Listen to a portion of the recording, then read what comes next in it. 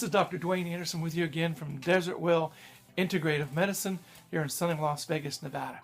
I'm back with you for part 3 of a 4-part series. Part 1, we talked about hydration. Part 2, we talked about how to carry your water in the best way. And today, we're going to be talking about different sources of water. So let's talk about them. Most commonly, people think of sources of water what comes through your tap.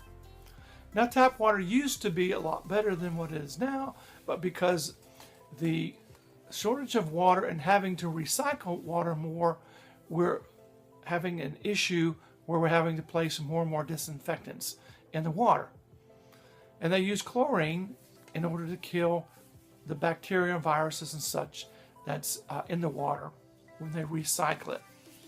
Now, if you go to California, you take a swim in one of the public pools, they're going to have a posted sign that says, beware, there's chlorine in this water and it may cause you cancer.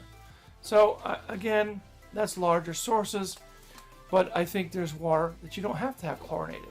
And that's filtered water, where you take the chlorine out using carbon-based filters. And a lot of people who drink bottled water is water that's been filtered.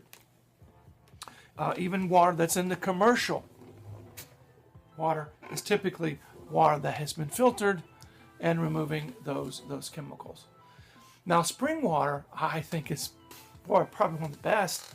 I remember going camping as a kid and seeing water coming out of the mountain, cold and refreshing, and tasting that water. I don't think I've ever tasted any water as good as that. But how many of us live around springs? So we have to get water, again, toted to us in plastics. And we know the problem with plastics and the plasticizers and the xenoestrogens that I talked about in part 2. So, how about distilled water? Now, distilled water is very good because in the process of distilling it, it removes all impurities, actually removes everything from the water. So well that it removes the minerals, the trace minerals that's in water that's very important for us. And if you drink distilled water over a period of time, you're going to get mineral deficient. So if you do that, you should add minerals back to your water. Now, I have patients asking me about alkalized water. I don't think there's anything wrong with that, but it costs several $1,000s for that. I think there's better other ways to alkalize your body than pay several $1,000s for an alkalizing water unit. People talk about water that has antioxidants, which is like hydrogen-based infused water. Again, I think it's good, but again, you're paying several $1,000s for that. So, if you look at all sources of water, cost basis, I think a really good water source is reverse osmosis in line with a carbon filter through tap water. You can place this under your sink in the kitchen.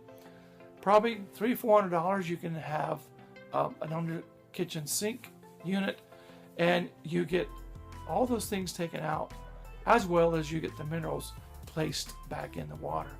So it's a good tasting water, it's good healthy water. And so spring water is good if you can get it basically from its source. But I think the next best thing is reverse osmosis, where they're taking water and actually removing the things that are bad and putting the things that are good back in there. So I'm going to leave it with you. This is part 3, and we'll be back again on part 4 for our final series in water. Have a good day, and I'll catch you again. Bye now.